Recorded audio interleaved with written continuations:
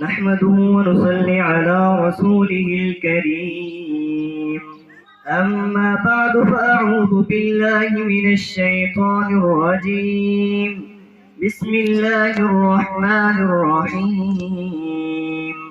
باب قول الله ونضع الموازين القسط ليوم القيامة وأن أعمال بني آدم وقولهم يوزن.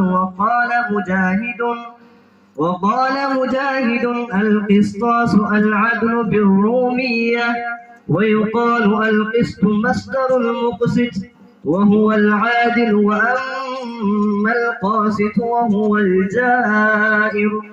حدثنا أحمد بن إشكاب قال حدثنا محمد بن فضيل عن عمارة بن القعقاع عن أبي زرعة عن أبي هريرة رضي الله تعالى عنه قال قال النبي صلى الله عليه وسلم: كلمتان حبيبتان إلى الرحمن خفيفتان على اللسان ثقيلتان في الميزان